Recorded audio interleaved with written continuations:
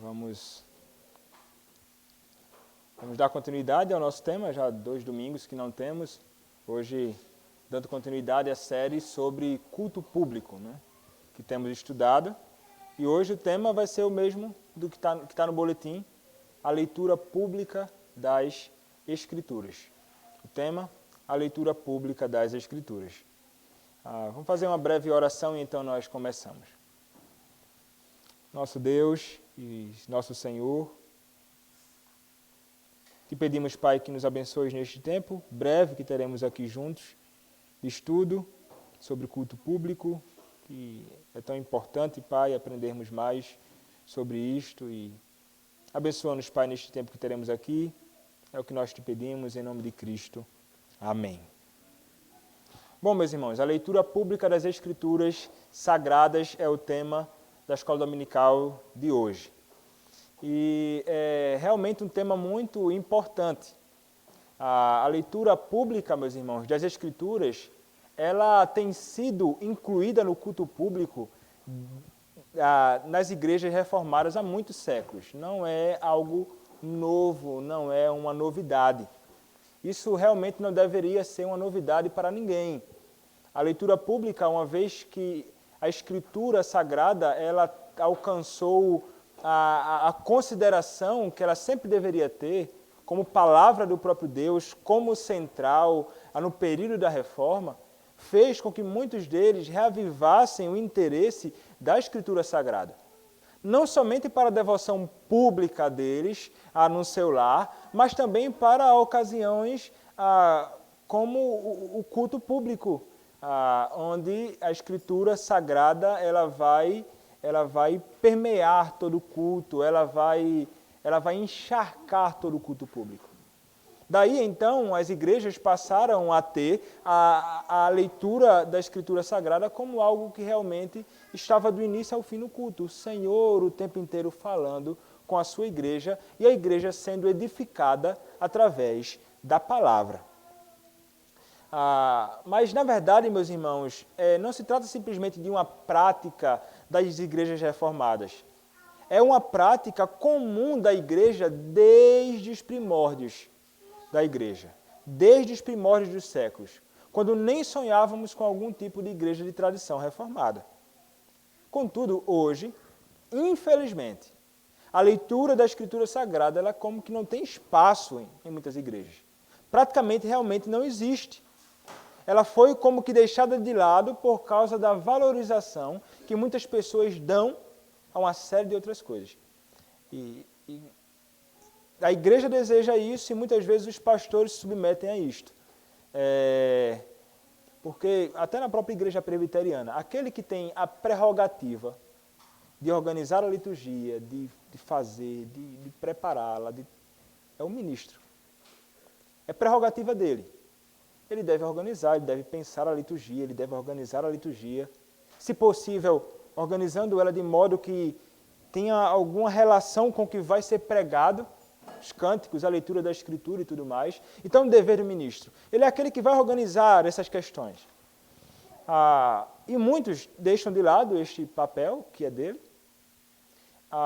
Outros têm isso em suas mãos, mas não estão nem um pouco interessados na leitura da Escritura.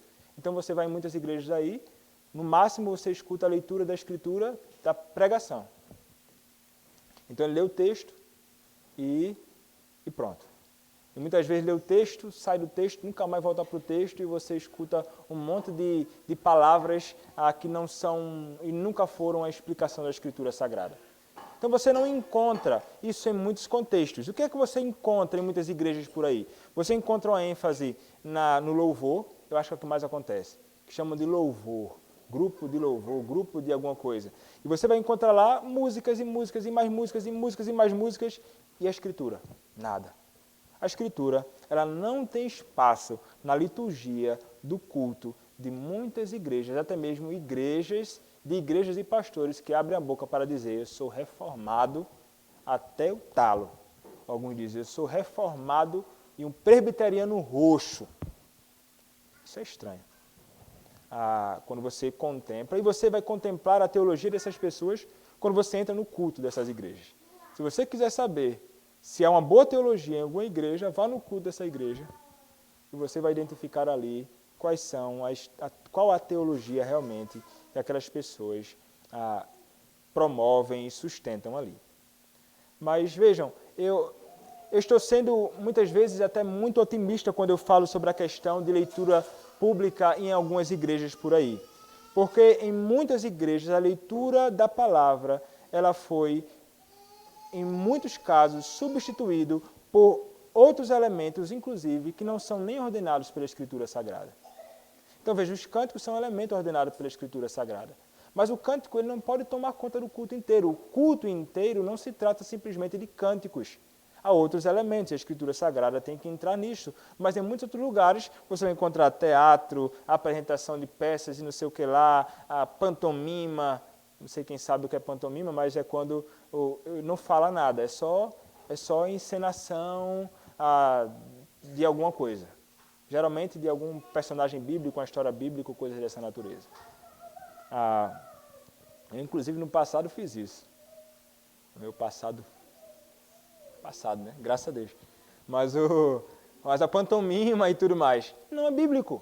Não encontra prescrição bíblica, muito menos para acontecer no culto, teatro e coisas dessa natureza, e as pessoas vão colocando a Escritura de lado para colocar isso no meio. Tudo isso muito estranho. Não apenas para aquele que estuda a história da igreja e contempla realidades da Escritura sendo lida no culto público, mas, sobretudo, para a própria Escritura Sagrada.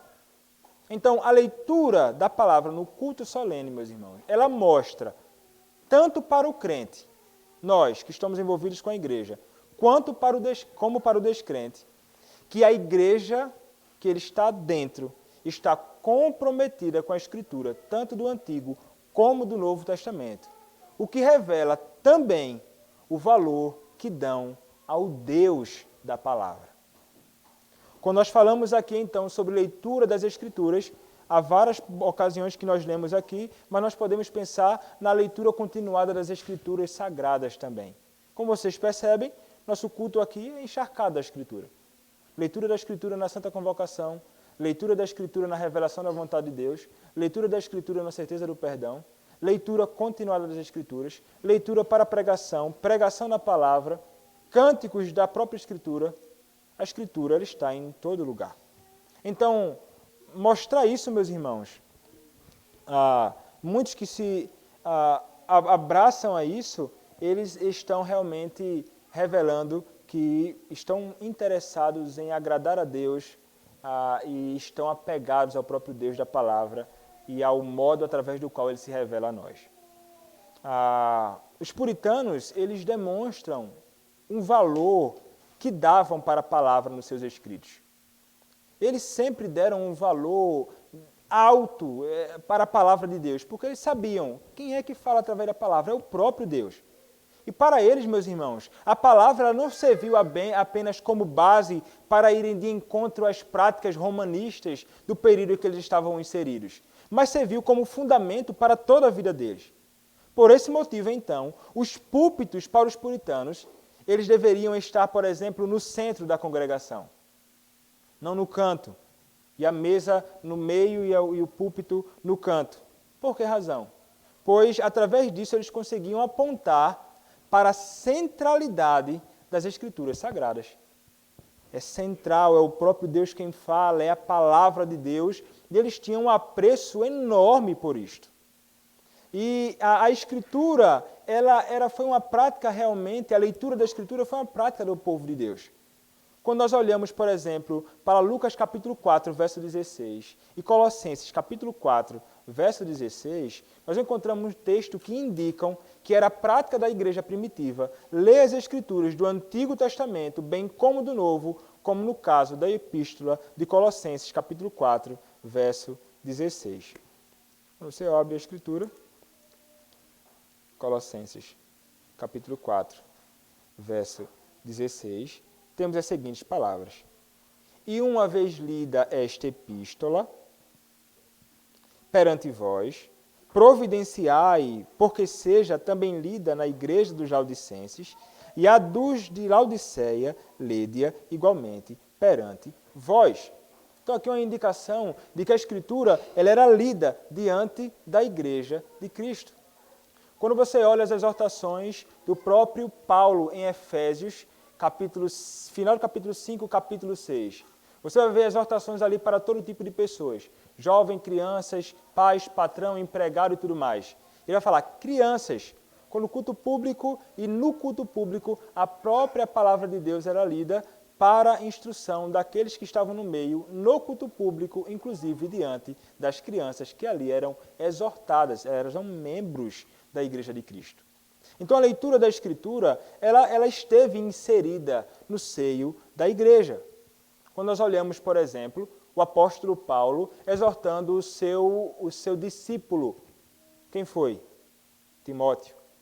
Ele então vai instruir, exortar o pastor e jovem pastor Timóteo a se dedicar à leitura pública da Escritura, à exortação e ao ensino. Onde é que nós encontramos isto? 1 Timóteo, capítulo 4, verso 13. 1 Timóteo, capítulo 4, verso 13, nos diz a palavra do Senhor. Até a minha chegada, aplica-te à leitura, à exortação e ao ensino. E o entendimento que se tem desta passagem, ao estudar ela, é que se trata da leitura pública da Escritura Sagrada. Então, a exortação de Paulo é, Timóteo, você como pastor deve ler a Escritura Sagrada diante do povo, na reunião pública desse povo. Mas não somente isso, você deve ler a Escritura e você deve exortar, você deve ensinar o povo a partir da Escritura. Então, Timóteo ele deveria deduzir, ou melhor, conduzir a igreja com sabedoria e sob a autoridade das Escrituras, que não servia apenas de fundamento para o que deve ou não ser feito como elemento de culto, mas como elemento deste culto ao Deus Trino, revelando assim a importância da palavra desde aquela época. A exortação de Paulo para Timóteo, então, não é exortação somente para ele. A exortação de Paulo a Timóteo é uma exortação para mim como ministro do Evangelho, é uma exortação a todos aqueles que foram chamados para o ministério da palavra. Vocês devem ler a Escritura no culto público. Então alguém poderia perguntar, por que motivo as tradições cristãs incluíram a leitura da Escritura no culto solene? Por que tem sido tão importante para tradições reformadas especialmente? Nós poderíamos, meus irmãos, considerar pelo menos 3 motivos, a saber, por causa dessa diretiva das Escrituras, esta ordem, 1 Timóteo 4,13, primeiramente porque se trata de uma ordem, de uma exortação apostólica, por causa da crença na autoridade das Escrituras e também, em terceiro lugar, por causa da crença na suficiência das Escrituras para a fé e práticas cristãs. 3. Diretiva, a ordem, autoridade e suficiência. Então a diretiva nós encontramos lá, o texto que acabamos de ler. A palavra então deveria ser lida por Timóteo no culto, não apenas com o propósito de edificar os crentes na igreja de Éfeso, mas também para ir de encontro aos falsos mestres, que são mencionados logo no início da carta. Então tinha utilidade para edificação, bem como para exortação daqueles que estavam como que atrapalhando e confundindo a igreja. Segundo, a autoridade das Escrituras, como nós encontramos ainda em 2 Timóteo, capítulo 3, verso 16. A autoridade da Escritura Sagrada, razão pela qual deve ser crida e obedecida. Ela não depende de quê? Ela não depende do testemunho de qualquer homem ou igreja, mas depende somente de Deus, que é o seu autor. Como diz 1 João, capítulo 5, verso 9. Ele tem, portanto, a palavra tem, portanto, de ser recebida porque é a palavra de Deus, como diz 1 Tessalonicenses, capítulo 2, verso 13. Então, a autoridade da Escritura não é derivada do homem, a autoridade da Escritura não é derivada da igreja, a autoridade da Escritura tem o seu fundamento no próprio Deus que fala através da Escritura Sagrada. E uma vez que fomos salvos por este Deus e desejamos servir a este Deus, nós desejaremos ouvir as palavras deste próprio Deus que fala com autoridade para o seu povo através da Escritura Sagrada. Então, o primeiro ponto, porque se trata de uma ordem para a igreja, através dos ministros. Em segundo lugar, porque se trata do próprio Deus falando e do Deus que fala com autoridade através da Escritura. A Escritura é autoridade sobre nós. Como diz ainda a Confissão de Fé de Westminster, o juiz supremo pelo qual todas as controvérsias religiosas têm de ser determinadas e por quem serão examinados todos os decretos de concílios, todas as opiniões dos antigos escritores, todas as doutrinas de homens e opiniões particulares, o juiz supremo em cuja sentença nos devemos firmar não pode ser outro, senão o Espírito Santo falando na Escritura. Então, meus irmãos, há apenas um Deus e uma vontade revelada, e isto é a sua própria palavra. E então, em terceiro lugar, a suficiência das Escrituras. Toda a Escritura é inspirada por Deus e útil para o ensino, para a repreensão, para a correção, para a educação na justiça, a fim de que o homem de Deus seja perfeito e perfeitamente habilitado para toda a boa obra. Então vejam, a Escritura Sagrada ela é suficiente para tudo. E uma vez que ela é suficiente, é justamente a ela que nós nos apegaremos, porque ela nos trará tudo aquilo que precisamos saber para vivermos segundo a vontade de Deus e para conhecermos aquele que é o nosso Deus. Então, o que precisamos saber sobre quem Deus é e sobre aquilo que Ele exige de nós, nós encontramos na Escritura Sagrada, como nos ensina a pergunta de número 3 do breve catecismo de Westminster. Então, meus irmãos, a Escritura ela é tão perfeita e tão suficiente que o homem ele é, inclusive, proibido de adicionar ou diminuir qualquer coisa da Escritura Sagrada. E as confissões reformadas e catecismos, eles estão grandemente alinhados com esta realidade, não somente da autoridade, mas também da sua suficiência. Por exemplo, quando você olha para a confissão helvética, vai dizer, a Escritura canônica contém perfeitamente toda a piedade e boa ordenação da vida. Confissão belga, cremos que as Escrituras contêm totalmente a vontade de Deus. Todo o modo de adoração que Deus requer de nós está nela amplamente escrito. A segunda confissão helvética, e nesta Santa Escritura, a Igreja Universal de Cristo tem todas as coisas referentes à fé salvadora plenamente expostas e também os moldes de uma vida aceitável a Deus. O breve catecismo de Westminster, pergunta segunda, diz, a palavra de Deus, que seja do Antigo e Novo Testamentos, é a única regra para nos dirigir ou nos orientar na maneira de o glorificar e de nos alegrarmos nele. E então a Confissão de Fé de Westminster, capítulo 21, sexta seção, que trata do culto religioso, vai dizer, inclui a leitura da palavra como elemento de culto, dizendo o seguinte, a leitura da palavra com santo e piedoso temor. Referências bíblicas, Atos capítulo 15, verso 21, você pode ler depois, e Apocalipse capítulo 1, verso 3. Então, o capítulo 21 da Confissão de Fé de Westminster considera como algo fundamental e um elemento inegociável do culto público a Deus. E é justamente isso que os pastores deveriam fazer, especialmente presbiterianos.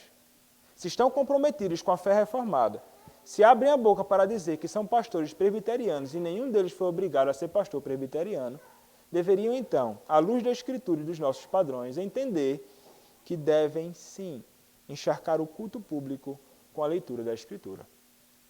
E isso é o que nós encontramos como prescrição nos nossos padrões doutrinários, neste capítulo 21 da Confissão, que vai falar sobre o princípio regulador do culto, e quais são os elementos deste culto a Deus. Mas quando nós olhamos também o chamado Diretório de Culto de Westminster, que infelizmente não é adotado pela Igreja Presbiteriana do Brasil como um documento oficial e autoritativo na Igreja, nos instrui algumas coisas acerca da Escritura Sagrada no culto. Ele vai dizer assim, a leitura da palavra na Igreja, sendo parte do culto público de Deus, no qual reconhecemos nossa dependência dele e sujeição a ele. Vejam um comentário que ele faz.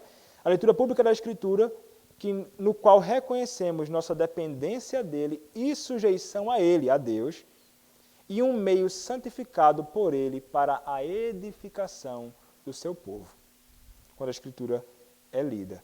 Ele vai dizer assim ainda: todos os livros canônicos do Antigo e Novo Testamentos, mas nenhum daqueles comumente chamados de apócrifos, que são rejeitados por nós, serão lidos publicamente na língua do povo, na melhor tradução permitida, distintamente, para que todos possam ouvir e entender.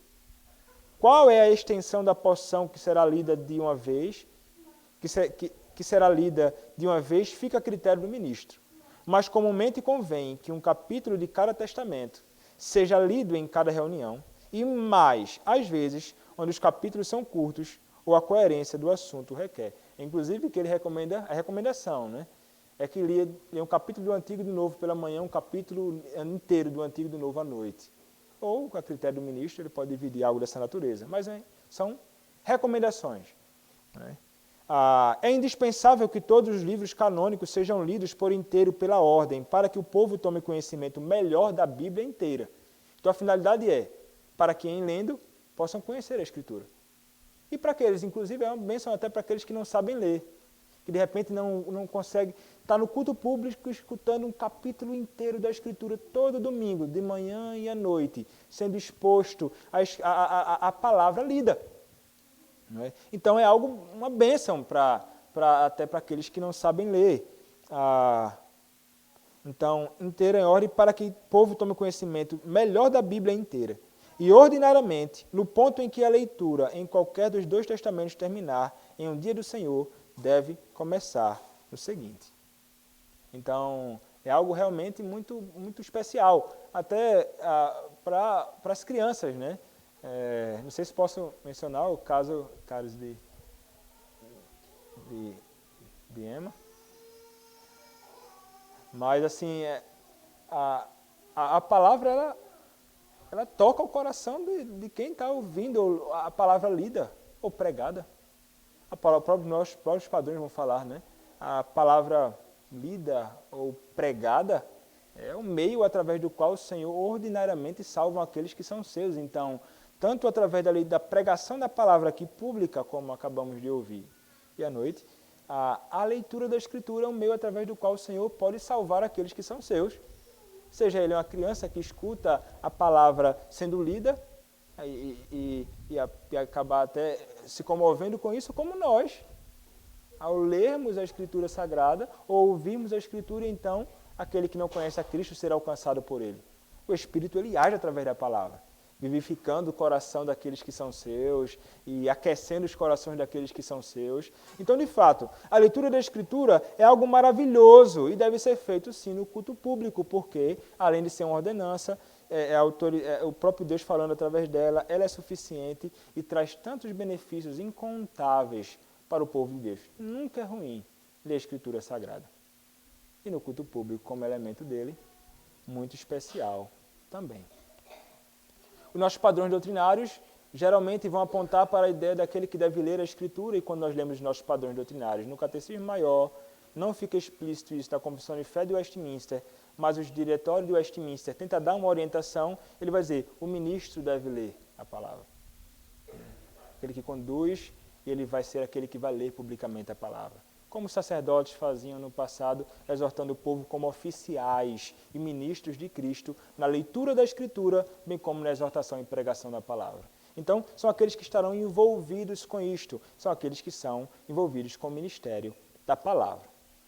Como então deve ser lida a Escritura?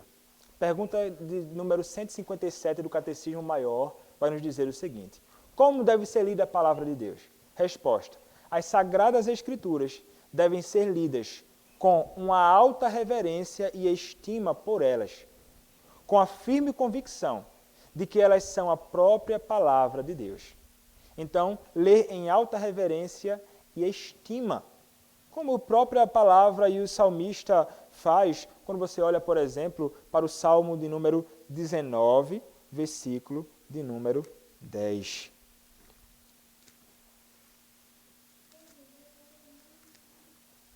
Diz assim: são mais desejáveis do que ouro, mais do que muito ouro depurado, e são mais doces do que o mel e o destilar dos favos.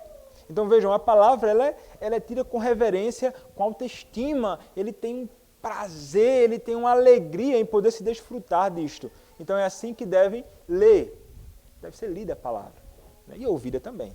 Então ela deve ser lida com a firme certeza, inclusive, de que elas são a palavra do próprio Deus, como vai nos dizer 2 Pedro, capítulo 1, versos 19 a 21. É a palavra do próprio Deus, que nenhum homem escreveu ou nenhum profeta profetizou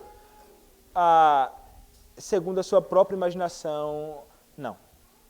Segundo o próprio Deus que falou, o Espírito Santo de Deus que falou. Então, ela deve ser lida com esta reverência e abraçada como sendo a própria palavra do Deus falando conosco. E como mencionei, adiantei um pouco antes, pergunta 156 do Catecismo Maior de Westminster vai dizer: a palavra de Deus deve ser lida por todos? Resposta: embora não seja permitida a todos lerem a palavra em público, então ele vai determinar aqui, ele vai dizer assim, depois ele vai falar, todos devem ler, em particular, em privado e tudo mais, mas ele vai dizer, primeiramente, não devem ser, não permitido ler todos a palavra em público. Ele está se tratando aqui do culto público a Deus. Confissão de Fé do Westminster não deixa isso claro, mas nossos padrões deixam claro isso. E temos alguns textos prova sobre aqueles que liam a Escritura Sagrada e, segundo os padrões, quando você vai comparando um com o outro e analisando, você vai entender o ministro é aquele que fará isto.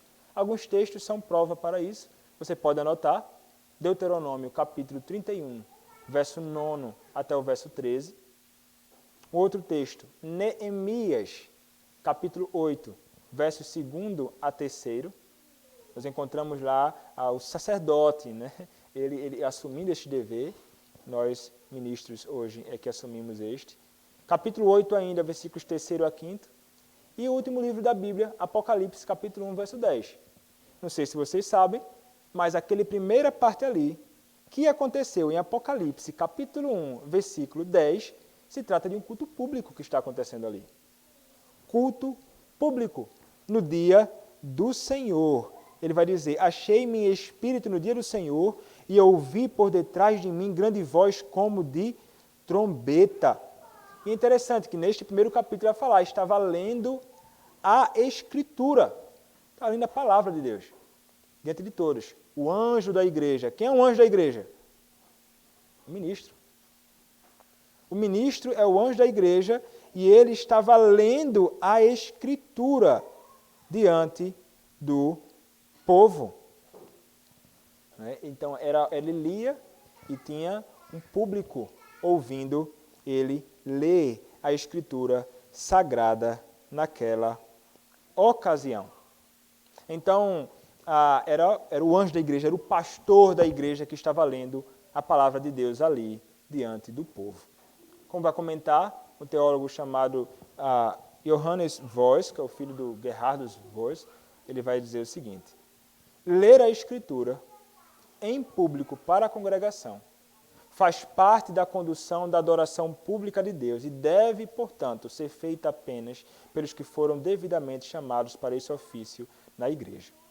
É claro que na falta de um ministro ordenado ou licenciado, os presbíteros da igreja podem indicar alguém apropriadamente para ler a Escritura e conduzir uma reunião de oração, reunião comunitária.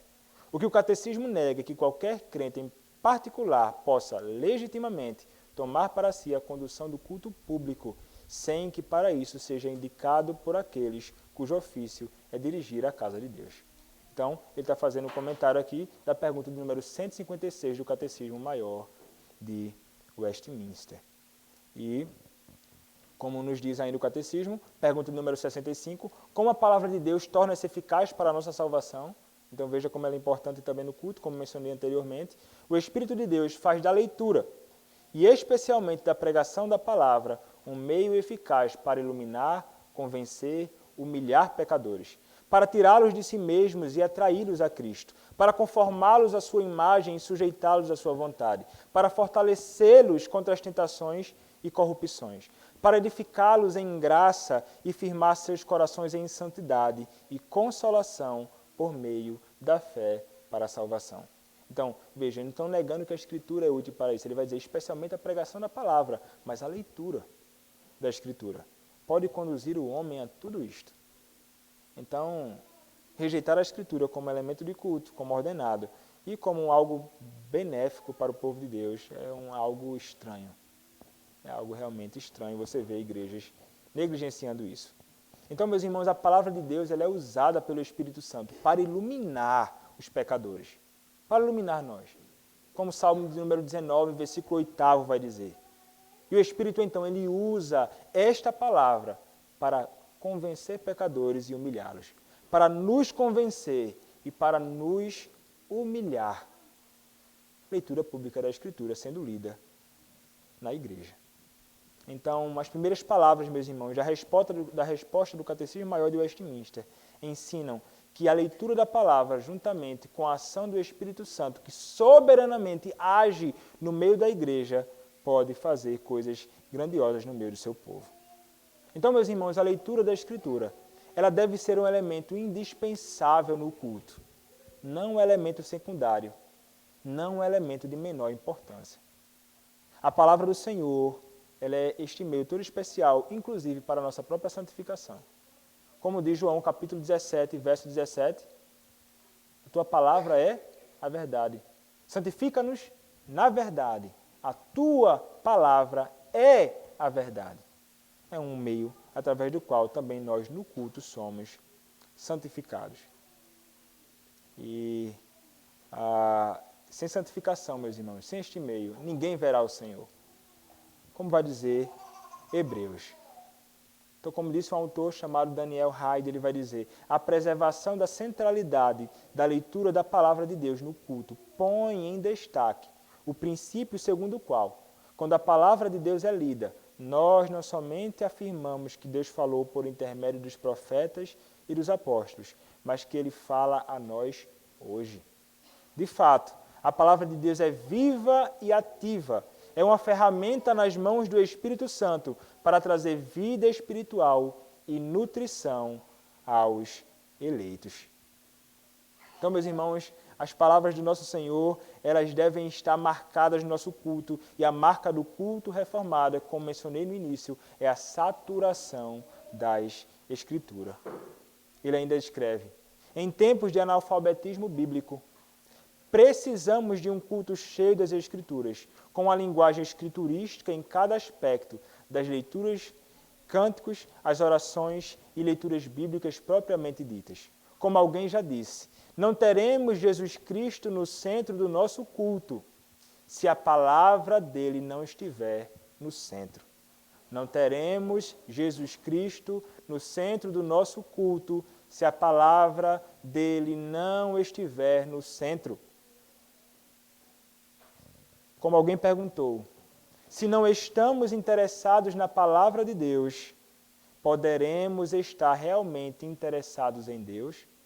Portanto, em nosso culto de adoração, temos de ler, pregar, orar e cantar e ver nos sacramentos a palavra de Deus.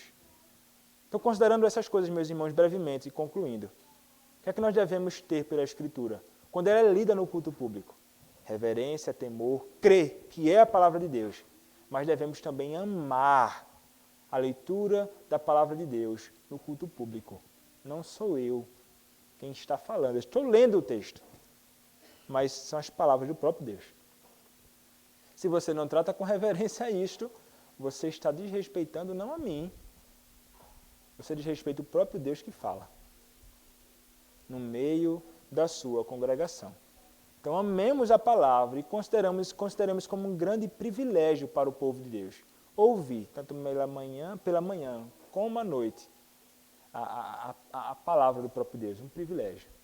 Muitas pessoas são tomadas dela o prazer de ler a Escritura no privado, por aí, em vários lugares. Nós temos a graça de fazer isso publicamente, sem nenhum impedimento.